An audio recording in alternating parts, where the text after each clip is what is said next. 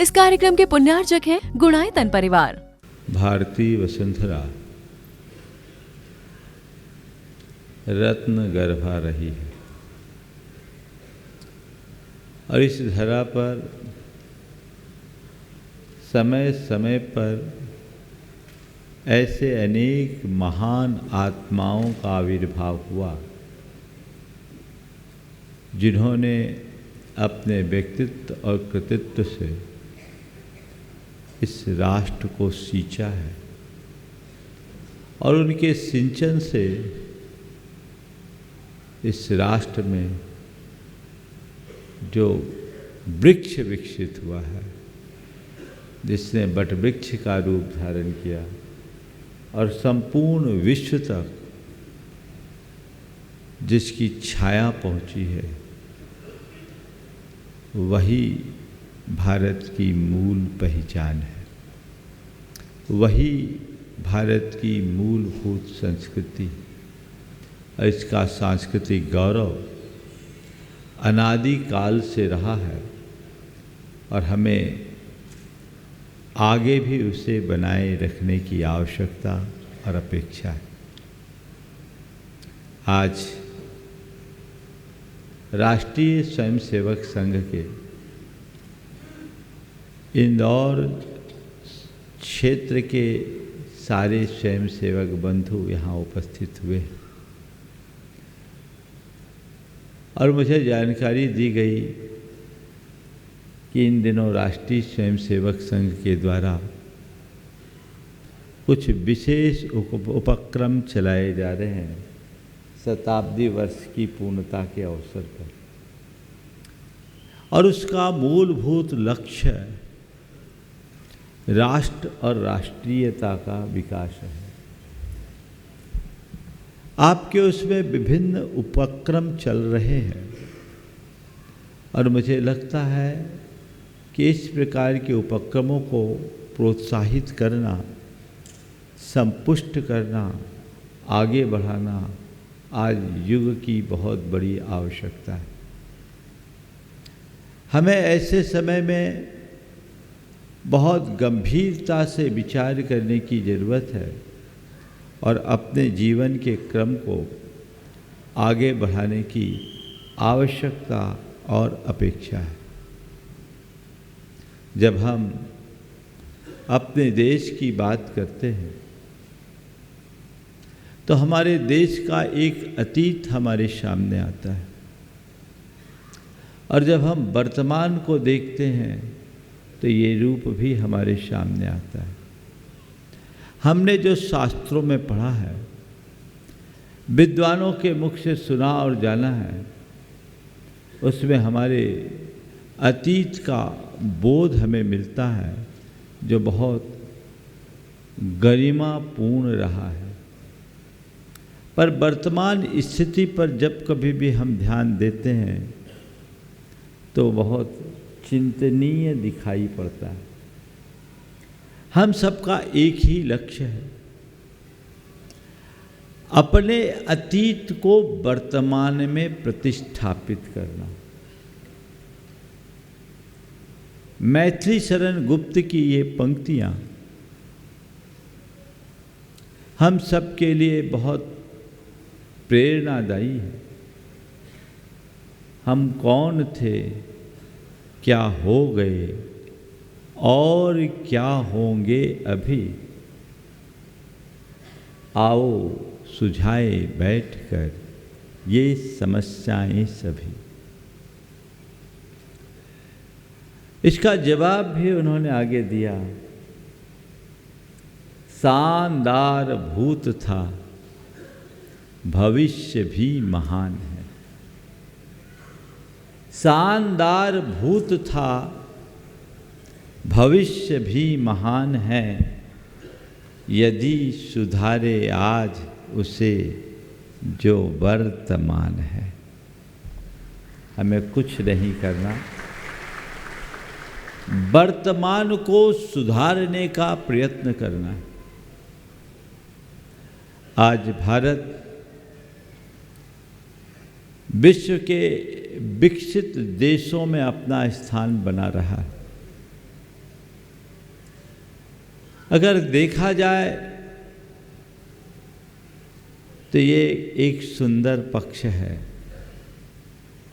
लेकिन जब हम अंदर उतर कर देखते हैं तो ऐसा लगता है कि आज हम बाहर से जितने शक्ति संपन्न हो रहे हैं, भीतर से उतनी ही शक्ति क्षीण होते जा रहे हैं। हमारी बाह्य शक्तियां विस्तीर्ण हो रही है, पर अंदर से हम कमजोर हो रहे हैं। संत कहते हैं, भीतर से मजबूत मनुष्य बाहर से कमजोर होने पर भी उपलब्धियों के शिखर तक पहुंच जाता है, लेकिन बाहर से शक्तिशाली भीतर से कमजोर कभी टिक नहीं पाता।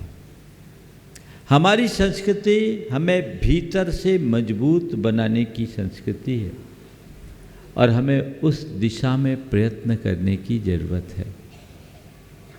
हमारे गुरुदेव गुरु राम गुरु ज्ञान सागर जी महाराज की एक उक्ति हमेशा उद्धृत किया करते थे, मनुजो मानवो भूयात् भारतः प्रतिभारतः। हर मनुष्य मात्र में मनुष्यता की प्रतिष्ठा, सच्चे अर्थों में यही भारत का असली स्वरूप है। हमें उस दिशा में सार्थक प्रयत्न करने की आवश्यकता और अपेक्षा है। जब तक हम उस दिशा में ठोस काम नहीं करते, तब तक जीवन में कोई सार्थक उपलब्धि घटित नहीं हो सकती।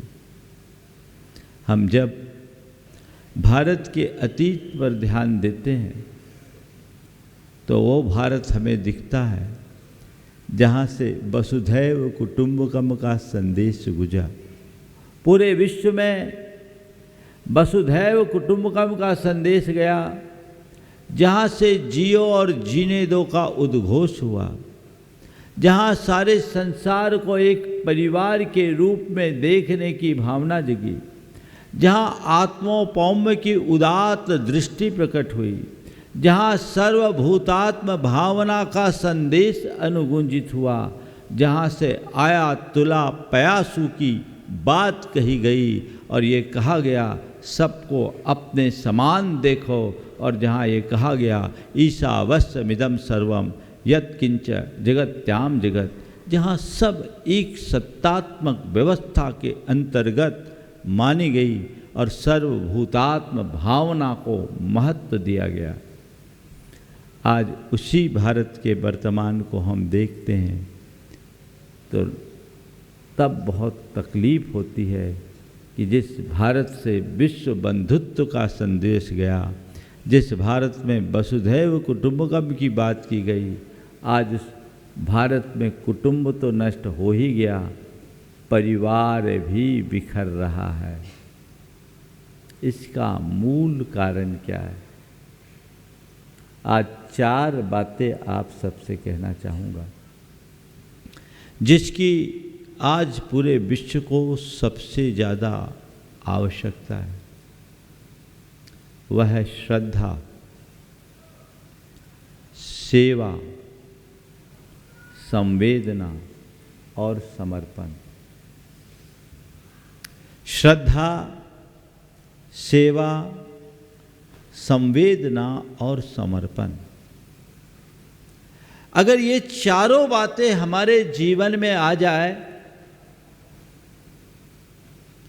तो एक व्यक्ति के रूप में भी हम सुदृढ़ होंगे, और व्यक्ति सुदृढ़ होगा तो राष्ट्र भी सुदृढ़ होगा, और राष्ट्रीयता की भावना भी हमारे हृदय में तभी प्रकट होगी जब ये चारों बातें हमारे जीवन में हो, हमारे अंतर मन में हो। सबसे पहली बात है श्रद्धा की। हम भगवान के प्रति श्रद्धा रखते हैं, हम परमात्मा के प्रति श्रद्धा रखते हैं, अपने धर्म के प्रति श्रद्धा रखते हैं। अच्छी बात है, ये रखना चाहिए, लेकिन मेरा आप सबसे यही कहना है कि सबसे पहले हमें अपने राष्ट्र के प्रति, अपनी राष्ट्रीयता के प्रति, अपनी संस्कृति के प्रति श्रद्धावान होना चाहिए। यदि हमारे अंदर वो श्रद्धा जग गई तो फिर कुछ और कहने की जरूरत नहीं है। हमें ये बात हर व्यक्ति के जेहन में उतारने की जरूरत है कि सबसे पहले राष्ट्र है, राष्ट्रीयता है, राष्ट्रीयता की भावना है। आज के इस दौर में वैयक्तिकता को प्रमुखता मिलने लगी है और उस वैयक्तिकता को प्रमुखता देने के कारण राष्ट्रीयता गौण हो रही है। इसके कारण अंदर से राष्ट्र कमजोर हो रहा है। वैयक्तिक हितों की पुष्टि करना गलत नहीं है, करना चाहिए, पर जब राष्ट्र के व्यापक हितों की बात आए तो उस समय व्यक्तिगत हितों को गौण करके चलना चाहिए और एक संदेश लोगों के हृदय में जगना चाहिए, जमना चाहिए। राष्ट्र के व्यापक हितों की रक्षा के लिए यदि व्यक्तिगत हितों की उपेक्षा भी हो जाए, व्यक्तिगत अहित भी हो जाए, तो उस अहित में भी हित के दर्शन करना चाहिए, क्योंकि हमें व्यापकता से सोचना। एक समय था जब लोग राष्ट्र हितों को सर्वोपरि मानते थे और जब जब राष्ट्र पर संकट आया सर्वस्व अर्पित किया। हमारे सामने अनेक उदाहरण हैं जो हमारे आदर्श पुरुष हुए। कभी हम भामा शाह का नाम लेते हैं, कभी हम सेठ टोडरमल का नाम लेते हैं, कभी हम सेठ जगड़ू शाह का नाम लेते हैं। इनके जीवन के एक पक्ष को जब हम देखते हैं तो एक बड़े धनपति के रूप में दिखाई पड़ते हैं, जिन्होंने धन का विपुल संग्रह किया।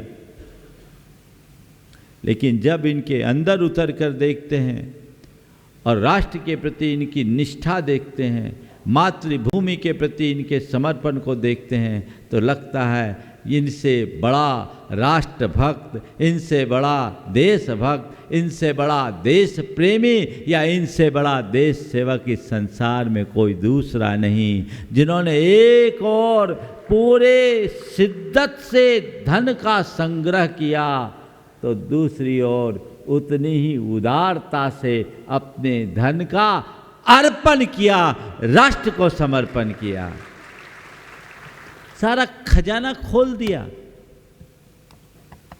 कितना गहरा संदेश है।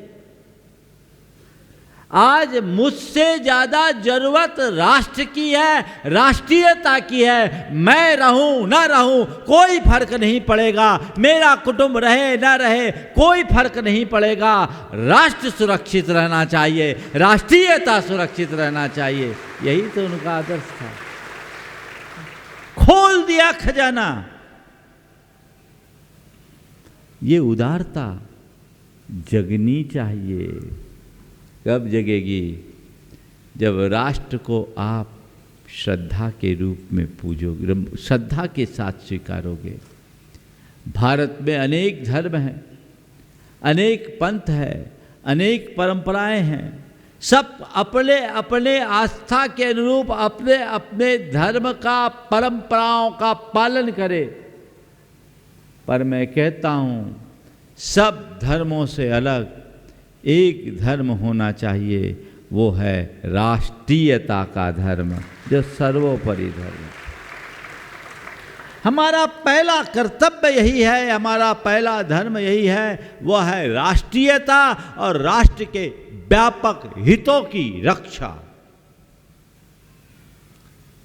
हमें इसके प्रति निष्ठावान होने की जरूरत है और सबको मिलजुल कर इसके लिए ही काम करने की आवश्यकता है।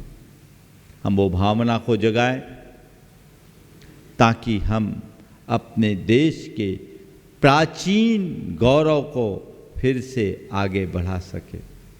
ये भावना अंतर मन में जगनी चाहिए, तब हम भारत को भारत बनाने में समर्थ हो पाएंगे। हमारे गुरुदेव हमेशा ये कहा करते थे कि भारत शब्द को पहचानिए। भा का अर्थ होता है ज्योति और प्रकाश, जो ज्योति और प्रकाश में रत हो वो भारत है। और ये ज्योति और प्रकाशमय भारत तभी बन पाएगा जब भारत में रहने वाले एक एक भारतवासी के अंदर, एक एक भारतवंशी के अंदर भारतीयता की ज्योति होगी, भारतीयता का प्रकाश होगा, भारतीयता की प्रतिष्ठा होगी। हम सब कुछ भूले, सबसे पहले ये बात अपने अंतर मन में जगाएं, हम और कुछ बाद में हैं, एक भारतीय पहले हैं। ये बात अपने अंदर होना चाहिए। और मैं आपसे पूछता हूं, आपके भारतीय होने में कोई संशय नहीं है क्या? बोलो, हर कोई अपने आप को भारतीय मानने का गर्व करता है कि नहीं? भारतीय होने का गर्व महसूस करता है कि नहीं? बोलिए। आप सब भारतीय होने का गर्व महसूस करते हैं। आप सब, हम सब भारतीय होने का गर्व महसूस करते हैं। पर मैं कहता हूँ इस दुनिया को आप पर तब गर्व होगा जब आप सबके हृदय में भारतीयता का दर्शन होगा। भारतीय होने का हमें गर्व है, इससे कोई फर्क नहीं। फर्क तब पड़ेगा जब हमें देखकर औरों को गर्व हो, औरों को आश्चर्य हो। वो कब होगा? जब व्यक्ति व्यक्ति के भीतर में भारतीयता का दर्शन होगा। और ये भारतीयता है क्या? प्रेम, परस्परता, आत्मीयता और बंधुत्व जैसे उदात्त जीवन मूल्यों की प्रतिष्ठा। प्रेम, परस्परता, आत्मीयता और बंधुत्व जैसे उदात्त जीवन मूल्य हमारे अंदर होनी चाहिए। वसुधैव कुटुंबकम का यही एक आधार है। इन मूल्यों को आज हम भूलते जा रहे हैं। जब से पश्चिमी जीवन मूल्य हम पर हावी होने लगे हैं, हम इन परंपरागत मूल्यों की घोर उपेक्षा करना शुरू कर दिए। इसलिए हमारी भावनाएं कुंठित होने लगी और इसके कारण हमारा चित्त, चिंतन और चरित्र तीनों विकृत हो रहे। हमें वापस उसकी पुनर्स्थापना करने की आवश्यकता और अपेक्षा है। उसे अंतर मन में जगाएं, वो निष्ठा अपने अंदर जगनी चाहिए, वो श्रद्धा जगनी चाहिए। किसी विचारक से किसी ने पूछा, किसी राष्ट्र की स्थिरता के लिए किन 3 चीज़ों की आवश्यकता है? किसी राष्ट्र की स्थिरता के लिए किन 3 बातों की आवश्यकता है? उन्होंने कहा, सेना, अनाज और आस्था। सेना, अनाज और आस्था। बोले इसमें से किसी एक का अभाव हो? तो जवाब दिया, सेना के अभाव में राष्ट्र चल सकता है। अगर 2 का अभाव है तो कहा सेना और अनाज के अभाव में भी राष्ट्र में स्थिरता रह सकती है, बशर्ते व्यक्ति के हृदय में आस्था हो, श्रद्धा हो। राष्ट्र के प्रति जब तक तुम्हारे मन में श्रद्धा है तब तक स्थिरता है, और जिस दिन यह श्रद्धा समाप्त, सब कुछ समाप्त। ये श्रद्धा ही राष्ट्रीयता है। आज हम राष्ट्र की सुरक्षा की बात करते हैं, ये तभी होगी जब राष्ट्रीयता सुरक्षित हो। हमारे सैनिक आज सीमाओं पर तैनात होकर राष्ट्र की तत्परता से रक्षा कर रहे हैं, लेकिन वे भी तभी तक रक्षा कर पाएंगे जब तक राष्ट्र में रहने वाले बच्चे बच्चे के हृदय में राष्ट्रीयता की भावना भरी होगी, वो खत्म हो जाए और हमारे आपके बीच में ही कोई गद्दार पैदा हो जाए तो वो बेचारे क्या करेंगे? सब सत्यानाश होगा। और हमारे राष्ट्र ने लंबे समय तक गुलामी के त्रास को भोगा है, केवल इन्हीं मीर चंदों के कारण, इन्हीं मीर जाफरों के कारण जो ऐसा हुआ है। हम गद्दारों से अपने आप को बचाएं और अपने हृदय में निष्ठा को जगाने की कोशिश करें, तब कहीं जाकर हम अपने आप को और अपने देश को मजबूत बनाने में समर्थ हो सकेंगे। दूसरी बात है सेवा की। सेवा भाव व्यक्ति के अंदर होना चाहिए और इसकी शुरुआत परिवार की सेवा, समाज की सेवा, संस्कृति की सेवा और राष्ट्र की सेवा के रूप में दिखना चाहिए। हम सेवा की शुरुआत परिवार से करें। आज परिवार में भी सेवा का भाव कम दिखता है। आज औरों की सेवा की बात तो जाने दीजिए, तकलीफ तब होती है जब लोग अपने वृद्ध माता पिता की भी सेवा करने में पीछे हटने लगे। जिस भारत से वसुधैव कुटुंबकम की बात गूंजी, उस भारत में आज वृद्धाश्रमों की बढ़ती हुई संख्या बहुत दुखदाई दिखती है। हमारे देश में या तो संन्यास आश्रम था या गृहस्थ आश्रम था। प्रत्येक व्यक्ति गृहस्थ आश्रम में रहे तो उनकी संतान जीवन के अंत तक उनकी प्राणपण से सेवा करती थी। ओम प्राणपण से ओम ओम ओम।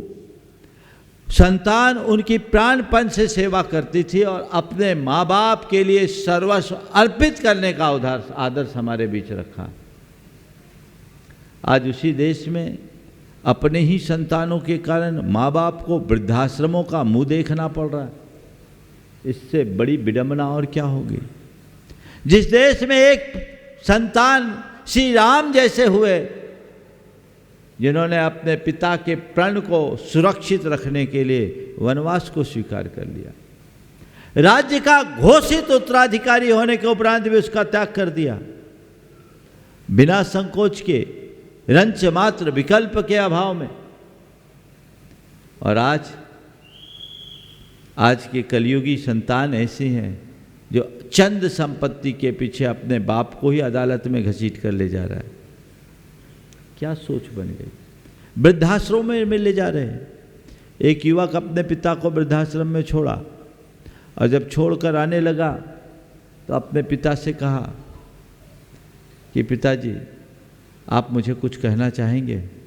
पिता ने कहा बेटा मैं कुछ नहीं कहना चाहता, मैं तो तुझसे इतना ही कहना चाहता हूँ कि आज से 35 वर्ष पहले तुझे अनाथ आश्रम में छोड़ आया होता तो आज मुझे वृद्धाश्रम का मुंह नहीं देखना होता।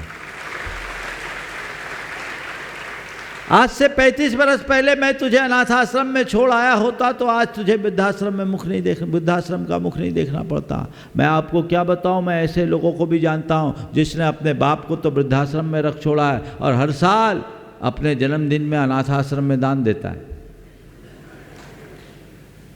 बाप को वृद्धाश्रम में छोड़ आया और हर जन्मदिन पर, अपने जन्मदिन पर अनाथ आश्रम में दान देता है। ऐसे दान देने का पाखंड करने से क्या फायदा?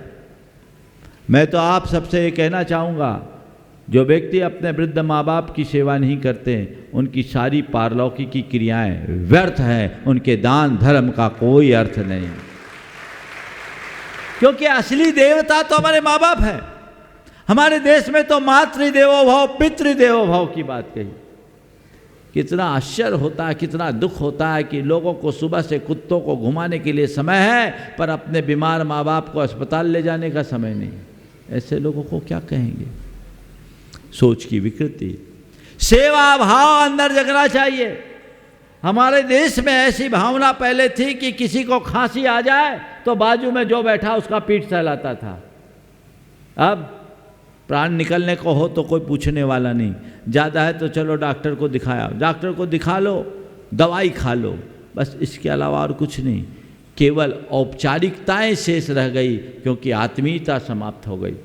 ये बढ़ते हुए उपभोक्तावादी मनोवृत्ति का कुपरिणाम है। ये उपभोक्तावादी सोच ने हमारे अंदर की संवेदनाओं को छीन कर दिया। आज के इस दौर में यदि सबसे ज़्यादा कुछ प्रभावित हुआ है तो वह है मनुष्य के मन की संवेदना। वो दिनों दिन छीन होते जा रही है। इसलिए हमारी सोच को संकीर्ण, चित्त को अनुदार बना दिया और हमारे व्यवहार को अत्यंत निष्ठुर और कठोर बना दिया। चित्त की अनुदारता, सोच की संकीर्णता, व्यवहारगत निष्ठुरता और कठोरता ने हमें अब मनुष्य ही नहीं रहने दिया। इसलिए हमारे अंदर के मनुष्य को लीन लिया। आज लोग आकृति से मनुष्य भले हैं पर प्रकृति से मनुष्य बहुत कम देखने को मिलते हैं। बहुत कम ऐसे मनुष्य आपको देखने को मिलेंगे जो मनुष्य ही नहीं मनुष्यता से भी ओतप्रोत हैं। हमारा पहला लक्ष्य मानव मात्र में मानवता की प्रतिष्ठा होनी चाहिए और वह तभी होगा जब ऐसे उदात्त जीवन मूल्यों को हम आत्मसात करेंगे, अपनी संवेदना को व्यापक बनाएं। आजकल एक कल्चर डेवलप हो गया है, यूज एंड थ्रो, उपयोग करो और फेंक दो। चीज़ों के साथ ऐसा हो तो चलेगा, लेकिन जब ये बात मनुष्यों के साथ, अपनों के साथ होने लगती है तो बड़ा विचित्र लगता है। सार्थक पंक्तियाँ हैं। काली कुरूप निरर्थक पड़ी सी, दिया सलाई की एक सीख, जलते दीप के प्रकाश में मैंने देखा। काली कुरूप निरर्थक पड़ी सी, दिया सलाई की एक सीख, जलते दीप के प्रकाश में मैंने देखा। सुंदर सज्जित कक्ष के द्वार पर पड़ी है, सोचा किसी ने दिया जलाकर इसे फेंका होगा कि यहाँ गिरी। सोचा किसी ने दिया जलाकर इसे फेंका होगा, ये यहाँ गिरी। मैंने उसे उठाया कि एक मध्यम पर बेदती सी कराह मेरे कानों में पड़ी। मैंने उसे उठाया कि एक मध्यम पर बेदती सी कराह मेरे कानों में पड़ी। मैंने पूछा क्यों, क्या बात है? क्यों, क्या बात है? बात कुछ नहीं, बात कुछ नहीं। इस भुवन में केवल सौंदर्य और उपयोगिता के लिए ही स्थान है। बात कुछ नहीं, इस भुवन में केवल सौंदर्य और उपयोगिता के लिए स्थान है। कभी मुझ में भी ये गुण थे तो मेरे लिए भी यहाँ स्थान था। कभी मुझ में भी ये गुण थे तो मेरे लिए भी यहाँ यह स्थान था। अब मेरा सौंदर्य और मेरी शक्ति, अब मेरा सौंदर्य और मेरी शक्ति मुझे घिस रगड़ कर अपहरण की जा चुकी है। अब मेरा सौंदर्य और मेरी शक्ति मुझे घिस रगड़ कर अपहरण की जा चुकी है। इसलिए हरेक की उंगलियां, इसलिए हरेक की उंगलियां मुझे दूर से दूर फेंक देने को मचमचाती है। आज के मनुष्य की स्थिति दिया सलाई की सीख की तरह है, यूज एंड थ्रो। बंधुओं, ध्यान रखना, चीज़ें खरीदी बेची जा सकती है, व्यक्ति को खरीदा बेचा नहीं जा सकता। चीज़ें खो करके पाई जा सकती है, जीवन खो करके दोबारा पाना असंभव है। इसलिए व्यक्ति को समझना चाहिए, पदार्थवादी मानसिकता से अपने आप को बाहर निकालिए, परमार्थ को पहचानने की कोशिश कीजिए, अपने संस्कृति के मूलभूत गौरव को आत्मसात करने की कोशिश कीजिए। कैसी सोच बन गई, जरूरत पड़ने पर गधे को बाप बना देते हैं और मतलब निकल जाने पर बाप को भी गधे जैसे धक्का मारकर खदेड़ कर बाहर कर देते हैं। सोच बदलिए, अपने घर परिवार से सेवा की शुरुआत कीजिए। रामचंद्र जी का वो आदर्श सब कुछ छोड़ दिया। एक जैन पुराणों के आधार पर मैं अपनी बात कहूँगा आपको। जैन पद्म पुराण में, जैन रामायण में रामचंद्र जी को दशरथ जी ने वनवास नहीं दिया। विशेष बात बता रहा हूँ, श्री राम की निष्ठा की बात आप सबको देखिएगा।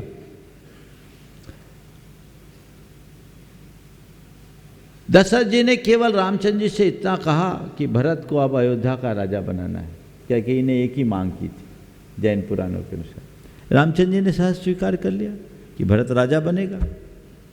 लेकिन दूसरी बात उन्होंने अपनी तरफ से जोड़ी, बोले पिताजी भरत अयोध्या का राजा बनेंगे पर मैं अयोध्या में नहीं रह पाऊंगा। बोले क्यों? बोले मैं नहीं रहूँगा, मैं रहूँगा तो मुझे पक्का पता है भरत कभी राजगद्दी पे बैठेगा ही नहीं और भरत यदि राजगद्दी पर नहीं बैठे, भरत यदि अयोध्या के राजा नहीं बने, तो आपका प्रण अधूरा हो जाएगा। और आपका प्रण अधूरा होगा तो आपकी प्रतिष्ठा धूमिल होगी। मुझ जैसे पुत्र का ये कर्तव्य है कि मरते दम पर अपने पिता की प्रतिष्ठा को सुरक्षित रखे। इसलिए मैं वनवास जाऊंगा, वनवास को स्वीकार करूंगा। पुत्र के होते हुए यदि पिता की छवि धूमिल होती हो, उसकी प्रतिष्ठा खंडित होती हो, तो उसका जीना न जीना एक बराबर है। आज के पुत्रों को थोड़ा सोचना चाहिए। आज आप लोग राम का नाम तो लेते हैं, पर राम जैसा आदर्श कहाँ। राम का नाम और रावण का काम। भले हर साल आप रावण के पुतले जलाते हो, लेकिन अपने मन में किसको पालते हुए देखने की ज़रूरत है। देखने को तो ये आ रहा है कि हर साल रावण का पुतला जल रहा है, लेकिन हर साल रावण का कद भी बढ़ रहा है। इस साल भी आपने पुतला जलाया होगा, लेकिन पिछले साल से कुछ बड़ा बनाया होगा। ध्यान रखो, बाहर के रावण के पुतले जलाने से कुछ नहीं होगा, जब तक कि अपने भीतर के रावण का विनाश नहीं होगा। ये भीतर के रावण का विनाश तभी होगा जब आप अपने भीतर के राम भाव को जगाओगे, अपने अंदर के रामत्व को जगाओ। ये सांस्कृतिक निष्ठा के जागरण से ही संभव है। सेवा का भाव हमें परिवार के प्रति, समाज के प्रति, समाज सेवा का भाव भी अपने मन में होना चाहिए। आज हमारे जीवन के निर्माण में परिवार का महत्वपूर्ण स्थान है, माता पिता का महत्वपूर्ण स्थान है। उन्होंने हमें जन्म दिया, जीवन दिया, संस्कार दिया। आज हमारे शरीर का एक एक बूंद खून उनकी कृपा का प्रसाद है। उनके ऋणों को हम कभी चुका नहीं सकते, इसलिए उनके प्रति सेवा का भाव तो होना ही चाहिए। लेकिन हमारे जीवन के निर्माण में समाज का भी बहुत बड़ा योगदान है। बोलो है कि नहीं? आज आप एक सभ्य नागरिक बने, किसके बदौलत? हमारे अंदर जो संस्कार हैं, किसके बदौलत? समाज के बदौलत ने। हमें समाज ने बहुत सारी बातें सिखाई। आज समाज का ये प्रभाव है कि हम एक संस्कारित सुसभ्य नागरिक के रूप में जीवन जी रहे हैं। यदि ये सब नहीं होता तो लुच्चे लफंगे आवारा और ममाली की तरह होते, अपराधी की तरह जीवन जीते होते। तो क्या ये कम बड़ा योगदान है अपने जीवन को संस्कारी बनाए रखने का और सभ्य नागरिक बनाए रखने में समाज का योगदान नहीं है क्या? बोलो है कि नहीं है? हाँ, तो हमारा कर्तव्य क्या होता है? जिस समाज ने हमें बनाया उस समाज को आगे बढ़ाने में अपना योगदान दे सकते हैं कि नहीं? ये होना चाहिए कि नहीं? और समाज की सेवा क्या है? समाज में समरसता बनाए रखना ही समाज की सेवा है। समाज विरोधी गतिविधियों को रोकना, उसे आगे ना बढ़ने देना और रचनात्मक दिशा में समाज को आगे बढ़ाना ही समाज की सेवा है। आजकल बहुत सारे समाज सेवी दिखते हैं, 2 केले बांटते हैं और व्हाट्सएप में फैला देते हैं। एक कंबल बांटते अखबार में छपा देते हैं। ये समाज सेवा का बड़ा स्थूल रूप है। इससे तुम्हारे नाम के आगे समाज सेवक का तमगा लग सकता है, पर समाज की सेवा नहीं होगी। समाज की असली सेवा समाज के व्यापक हितों की सुरक्षा करना है, और समाज के व्यापक हितों की सुरक्षा केवल और केवल सामाजिक समरसता में है। ये बढ़ाना है। राष्ट्रीय स्वयंसेवक संघ ने अपने उपक्रम में कुटुंब प्रबोधन और सामाजिक समरसता की बात कही है, मुझे बहुत रुचिकर लग रही। इसे फैलाइए। मैं अक्सर लोगों से सामाजिक समरसता की बात करता हूँ। मैं कहता हूँ तुम्हारा धर्म अलग हो, तुम्हारा पंथ अलग हो, तुम्हारी आस्थाएं अलग हो, ये सब अपने अपनी जगह वो सब करो, पर ये बात कभी मत भूलो कि इन सब के आगे मैं एक मनुष्य हूँ, भारतीय मनुष्य हूँ, मुझे उसे सुरक्षित रखना है। उसके हितों को कहीं से खंडित नहीं होने देना है। और जहां भी आपको इस तरह के लोग दिखे जो सामाजिक समरसता को खंडित करते हों, जो समाज में वैमनस्य फैलाते हों, जो सामाजिक विषमता को बढ़ाते हों, जो समाज में कटुता का जहर घोलते हैं, उन्हें हतोत्साहित कीजिए। वो खतरनाक वायरस हैं, उनको बचाइए, उनसे समाज को बचाइए। आज समाज में ऐसे बहुत सारे लोग हैं जो इस तरह की प्रवृत्ति अपनाते हैं, और दुर्भाग्य ये है कि ऐसे लोगों को कई लोग राजनीतिक प्रश्रय भी दे देते हैं।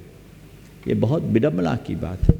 हमें बहुत व्यापकता से सोचना चाहिए, सबसे ऊपर उठ कर के सोचना चाहिए, जिससे समाज का हित हो। इसलिए समाज की सेवा हमारा लक्ष्य होना चाहिए। समाज के व्यापक हितों को सुरक्षित रखें, हम प्रकृति की भी सेवा करें, पर्यावरण की शुद्धि पर भी ध्यान दें। आज पर्यावरण के प्रति लोगों में कोई जागरूकता नहीं है। समस्याएं हम देख रहे हैं, हम बिन मौसम बरसात देख रहे हैं, सर्दी गर्मी की तीव्रता को भोग रहे हैं, प्रकृति का पूरा असंतुलन देख रहे हैं। इसको भोग कौन रहा है? मनुष्य ही ना। और एक बात और है, सारे संसार में जितनी भी समस्याएं पैदा हुई वो मनुष्यों के द्वारा है, क्योंकि सबसे ज़्यादा खतरनाक आदमी और कोई नहीं। हमने सुना मंगल घर में एक अजायब घर लगा, व्यक्ति गया अजायब घर में, तो वहाँ दुनिया भर के सब ग्रहों के प्राणी थे। उनने जब गया तो बोला, भाई वहाँ के क्यूरेटर से पूछा कि ये बताओ सारे यूनिवर्स का सबसे श्रेष्ठ प्राणी कौन है?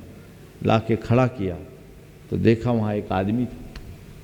बोले ये प्रकृति की सर्वश्रेष्ठ कृति, ये प्रकृति की सर्वश्रेष्ठ कृति है। उसको अच्छा लगा। बोले सबसे खतरनाक कौन है, सबसे निकृष्ट कौन है? घुमा के लाया, वहीं खड़ा कर दिया। बोले ये तो वही है जहाँ मैं अभी देख के। बोले हाँ, ये वही आदमी, यही आदमी। बोले यही श्रेष्ठ, यही निकृष्ट कैसे? बोले ये आदमी जब मनुष्यता से जुड़ता है तो सर्वश्रेष्ठ बन जाता है, और इसके अंदर की मनुष्यता निकल जाती है तो यही सबसे खतरनाक हो जाता है। मनुष्यता के अभाव में सबसे ज़्यादा खतरा है। आज यही खत्म हो रही। हमें इसे जगाना चाहिए। भारतो मनुजो मानवो भूयात् भारतः प्रतिभारत। हर मनुष्य में मानवता की प्रतिष्ठा हो, सेवा भाव को आगे बढ़ाइए। पर्यावरण की शुद्धि को भी हम अपने मानवता का अंग माने। आज यदि लोग पर्यावरण की तरफ ध्यान नहीं देंगे तो हम अपने आने वाली पीढ़ी के लिए बहुत बड़ा अपराध करेंगे। हमें चाहिए कि आने वाली पीढ़ी को भी शुद्ध हवा मिले, शुद्ध पानी मिले, शुद्ध अनाज मिले। आज ये सब विषाक्त होते जा रहे हैं। अपनी जीवन शैली को बदले और पर्यावरण की सुरक्षा के लिए आगे कुछ उपक्रम करें। वृक्ष लगाए, प्राकृतिक संसाधनों का अंधाधुंध दोहन रोके, जल स्रोतों को सुरक्षित करने का उपक्रम करें। ये हम आप सबका नैतिक कर्तव्य है, सर्व समाज का कर्तव्य है। ये भी एक प्रकार की समाज सेवा है। तीसरे क्रम में हम सेवा करें संस्कृति की। हमारी संस्कृति का अपना एक गौरव, इस गौरव को बचाएं। और संस्कृति की सेवा कैसे होगी? सांस्कृतिक गौरव को बढ़ाने से होगी। आज अब संस्कृतियों का दौर बहुत तेज़ी से बढ़ रहा है, और उसके कारण हमारे सारे सांस्कृतिक परंपराएं छिन्न भिन्न हो रही है। हमारी सोच, हमारी प्रवृत्ति, हमारा व्यवहार, हमारा आचरण, सब कुछ बदल गया है। बदल क्या गया? बिगड़ सा रहा है। उसे जगानी है। अपनी संस्कृति की रक्षा के लिए हमें प्राणपण से अपने आप को अर्पित करने की ज़रूरत है, क्योंकि भारत की सांस्कृतिक विरासत बहुत गौरवशाली रही है और इसमें अनेक लोगों ने अपनी प्राणाहुति दी है। इस कार्यक्रम के पुण्यार्जक थे गुणायतन परिवार।